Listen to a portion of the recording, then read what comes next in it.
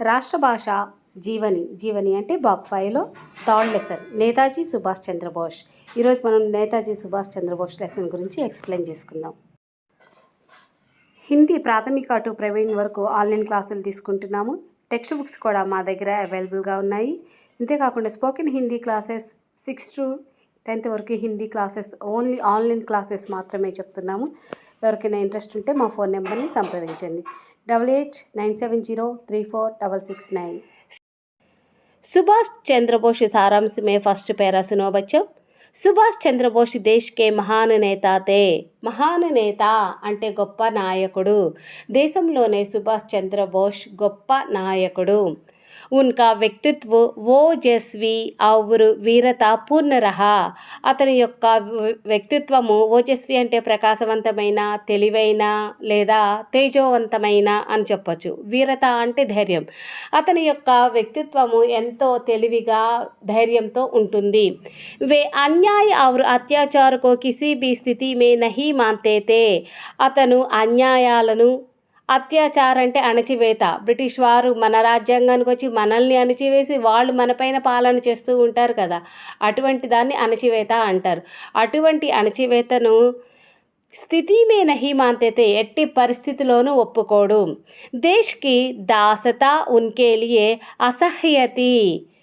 దేశ్కి దాసత అంటే బానిసత్వం, అంటే మనము బ్రిటిష్ వారి కింద దాసిలాగా ఉండడము అతని యొక్క అసహనాన్ని గురి చేస్తుంది. దేశ్కి ఆజాదీ కేలియే, దేశము స్వాతంత్ర్యము కోసము ఉన్కా త్యాగ్ అనుపమ్ ఔర్ అవర్ణనీయ హే. అతని యొక్క త్యాగము సాటి లేనిది అని చెప్తున్నారు. అంటే అతను దేశం కోసం అతని చేసిన త్యాగాలు చెప్పలేనివి, లెక్కలేనన్ని ఉన్నాయి అని. Second para.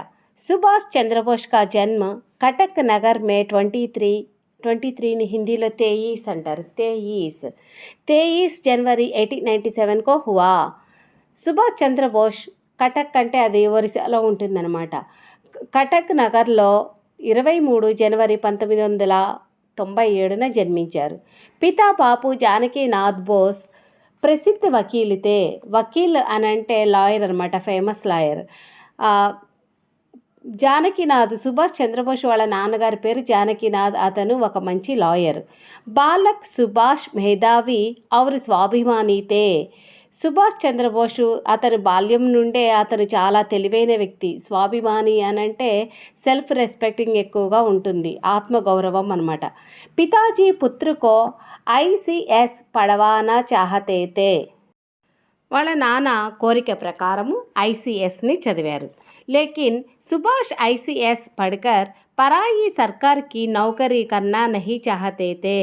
కానీ ఐసిఎస్ చదివిన తర్వాత పరాయి ప్రభుత్వంలో ఉద్యోగం చేయటము, పరాయి సర్కార్కి నౌకరీ కన్నా నహీ చాహతేతే అంటే ఇంత ఐసిఎస్ చదివిన తర్వాత విదేశీ ప్రభుత్వాల కింద ఉద్యోగం చేయడం అతనికి ఇష్టం లేదు. ఫిర్ భీ పితాజీ కే ఆదేశానుసార్ వే ఇంగ్లాండ్ గయే. కానీ వాళ్ళ నాన్న ఆజ్ఞానుసారం అంటే ఆర్డర్ వేశారన్నమాట, నువ్వు ఖచ్చితంగా ఇంగ్లాండ్ వెళ్ళి ఐసిఎస్ చదవాల్సిందే అని. ఇంగ్లాండ్ వెళ్ళారు చదువుకోవడానికి. ఔర్ ఐసిఎస్ పరీక్ష మే ఉత్తీర్ణ హుయే. మొత్తానికి ఐసిఎస్లో అతను ఉత్తీర్ణుడయ్యాడు, అంటే పాస్ అయ్యాడు. సच्चे देशभक्ति सुभाष ने अपनी अंतरात्मा की पुकार सुनकर आईसीएस को इस्तीफा दिया और भारत लौटे. సచ్చే దేశభక్త్, అతనికి నిజమైన దేశభక్తి ఉండడంతో అప్పని అంతరాత్మకి పుకార్ సున్కర్, అతని మనసు మాత్రం గట్టిగా చెప్తుంది, విదేశీయుల కింద మనం పనిచేసేదేంటి, మన భారతీయుల కిందనే మనం ఉండాలి, భారతీయులకే మనం స్వాతంత్రాన్ని తెచ్చిపెట్టాలి అనే ఆలోచన అతని మనసులో తిరుగుతూ ఉంది. అతని మనసు మాటని విన్నాడు. అంతరాత్మకి పుకార్ సున్కర్ అంటే మనసు చెప్పిన మాటలు విని ఐసిఎస్కో ఇస్తీఫా దియా. ఇస్తీఫా అంటే రాజీనామా అన్నమాట. మొత్తానికి అక్కడ ఐసిఎస్ జాబ్కి రిజైన్ చేసేసాడు. ఔర్ భారత్ లౌటే, ఇక రిజైన్ చేసేసిన తర్వాత భారతదేశానికి తిరిగి వచ్చేసాడు. सुभाष चंद्र बोस भारत में देशबंधु चित्तरंजन दास के साथ मिलकर सरकार के खिलाफ आंदोलनों में भाग लेने लगे. सुभाष चंद्र बोस భారత భారతదేశంలోని దేశబంధు చిత్తరంజన్ దాస్ అనే వ్యక్తిని మిల్కర్ అంటే కలవటం అనే వ్యక్తిని కలిసి సర్కార్కే ఖిలాఫ్ అంటే భారత ప్రభుత్వానికి వ్యతిరేకంగా ఆందోళన మే భాగ్ లేనే లగే ఇక ఉద్యమాలను చేపట్టాడనమాట. ప్రభుత్వానికి వ్యతిరేకంగా మన దేశం పైన బ్రిటిష్ పాలిస్తూ ఉండేది కదా, ఆ పాలనకి వ్యతిరేకంగా ఆ ఉద్యమాలు చేపట్టాడు. ఈస్ వజహసే అంటే ఈ కారణంతో, వజహ్ మీన్స్ కారణం, కయి బార్ జైలుకి హవా కానీ పడి ఈ కారణంతో ఇక చాలాసార్లు అతని జైలుకి వెళ్ళాడు. జైల్ సే చుటతే హీ వే సర్కార్ కి ఖిలాఫ్ अपनी गतिविधियों को और तेज करने लगे. జైల్ సే చుటితే హీవే సర్కార్కి ఖిలాఫ్ ఇక జైలు నుండి వచ్చిన తర్వాత మళ్ళీ ప్రభుత్వానికి వ్యతిరేకంగా అపని గతివాదియోం అంటే అతని పనులు కార్యకలాపాలు అతని ఏ యాక్టివిటీస్ అనమాట, అతని ఏ పనులైతే చేయాలి అనుకున్నాడో వాటన్నిటినీ తేజ్ కర్నేలగే వేగం చేశాడు. ఆల్రెడీ ఇంకా అతను చేయాలనుకున్న పనులన్నీ ఆగిపోయినాయి, జైలుకి వెళ్ళి కూర్చున్నాడు కదా. జైలు నుంచి రాగానే అతను చేయాలనుకున్న పనులన్నిటినీ వేగంగా చేయడం మొదలుపెట్టాడు. సుభాష్ చంద్రబోస్ కుశల్ లేఖక్ ఔర్ పత్రికార్ బీతే. సుభాష్ చంద్రబోస్ కుశల్ లేఖక్ అంటే మంచి రచయిత కూడా, పత్రికార్ బీతి అంటే పత్రికార్ అంటే జర్నలిస్ట్, విలేకరు ఇలా. అతను ఒక రచయిత ప్లస్ జర్నలిస్ట్ కూడా. नेक्स्ट पैरा, देश में ब्रिटिश सरकार के खिलाफ क्रांतिकारियों के सशस्त्र आंदोलन भी चल रहे थे. బ్రిటిష్ ప్రభుత్వానికి వ్యతిరేకంగా, ఖిలాఫ్ అంటే వ్యతిరేకంగా, క్రాంతికార్యం అంటే విప్లవకారులు, ఎవరైతే బ్రిటిష్ వారి మీద మాకు స్వాతంత్రం కావాలి అని పోరాటం చేస్తారో వాళ్ళని విప్లవకారులు అంటారు. అందులో ముఖ్యమైన వ్యక్తి సుభాష్ చంద్రబోస్. సశస్త్ర ఆందోళన్ అంటే ఆయుధాలతో చేసే పోరాటాన్ని సశస్త్ర ఆందోళన్ అంటారు. మరి గాంధీజీ ఏమో అహింసావాది, హింస లేకుండా మన స్వాతంత్రం తెచ్చుకోవాలి అంటారు.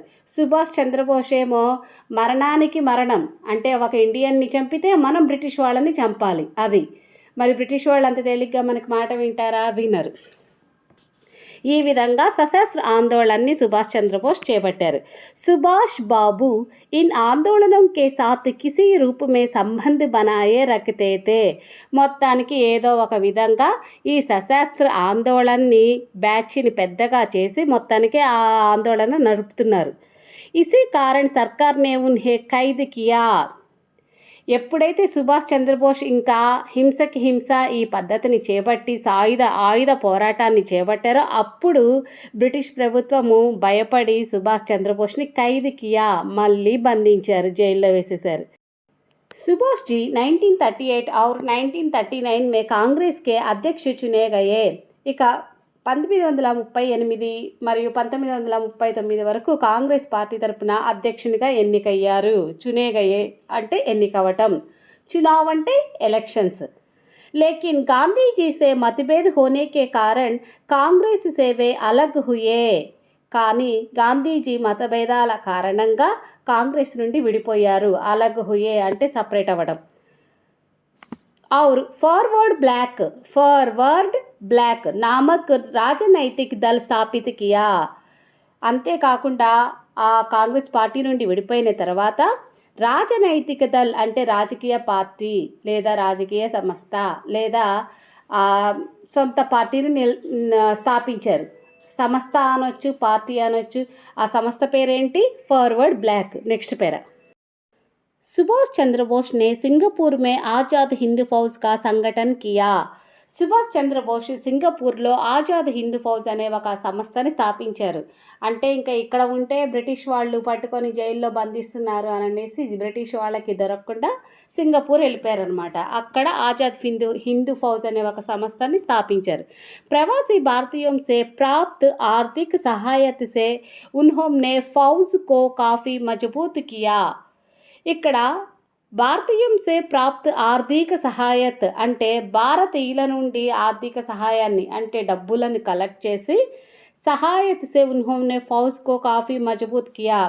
ఇక భారతీయుల దగ్గర నుండి డబ్బులు కొంత వసూలు చేసుకొని ఆ సంస్థని గట్టిగా స్ట్రాంగ్గా తయారు చేశారన్నమాట. మజ్బూత్ అంటే స్ట్రాంగ్, ఫౌజ్ అని అంటే పోగు చేయటము, డబ్బులన్నిటిని ఒక చోట సేకరించడం.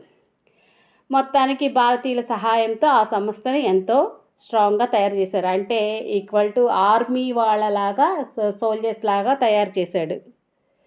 వే యహీ నేతాజీకే నామ్సే ప్రసిద్ధి హుయే. మనము ఆర్మీ వాళ్ళకి ఎంత రెస్పెక్ట్ ఇస్తామో అట్లా మన భారతీయులందరూ అతన్ని నేతాజీ అనే పేరుతో ప్రసిద్ధి చెందాడు అతను. అంటే అతనికి అక్కడి నుండి ఒక మంచి రెస్పెక్ట్ వచ్చింది. అతనికి ఆ బిరుదు కూడా ఇచ్చారు భారతీయులందరూ కలిసి. నేతాజీనే ఆజాద్ హింద్ సర్కార్కి బి స్థాపనకి, ఇక స్వాతంత్రం కోసము ఆ సంస్థని స్థాపించారు. ఉన్కా నారా థా, నారా అంటే స్లోగన్, నినాదం. అతని యొక్క నినాదం ఏంటి? జై హింద్. జై హింద్ అనేది ఇప్పుడు మనం జనవరి 26, ఆగస్టు 15 ఇటువంటిప్పుడు జై హింద్ అంటుంటాం కదా. కామన్గా ఎవరైనా స్పీచ్ ఇచ్చి అయిపోయిన తర్వాత కూడా జై హింద్ అని చెప్తారు. అంటే ఆ సుభాష్ చంద్రబోస్ చెప్పిన స్లోగన్ అంత ఫేమస్ అయింది, అంత ప్రసిద్ధి చెందింది. ఉన్హోంనే కహా తుమ్ ముజే ఖూన్ దో మై తుమ్హే ఆజాదీ దూంగా. ఖూన్ అంటే బ్లడ్, రక్తం. మీరు నాకు రక్తాన్ని ఇవ్వండి, నేను మీకు స్వాతంత్రాన్ని ఇస్తాను అని చెప్పాడు.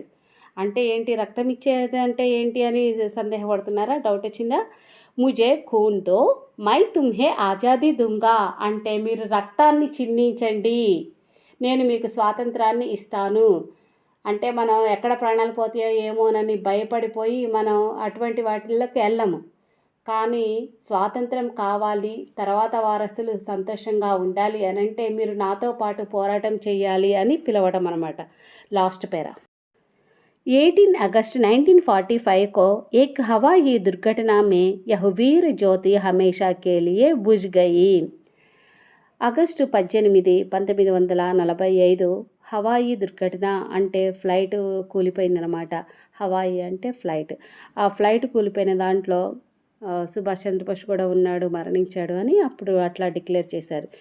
జ్యోతి హమేషా కెలియే బుజ్గయి అంటే బుజ్గయి అంటే ఆరిపోవటం, జ్యోతి ఆరిపోయింది అని అంటే అతను మరణించాడు అని. इस महान देशभक्तों को, स्वतंत्रता सेनानी को, सेनापति को, अनुपम त्यागी को देशभक्ति देश कभी नहीं भूलेगा. మొత్తానికి భక్తుకో అంటే దేశ ప్రజల కోసము, స్వతంత్రత సేనానికో అంటే స్వతంత్రం రావాలి అని ఒక సైన్యాన్ని ఏర్పాటు చేశాడు కదా, అట్లా సేనాపతి అంటే ఆ సైన్యానికి అధ్యక్షుడు సుభాష్ చంద్రబోస్.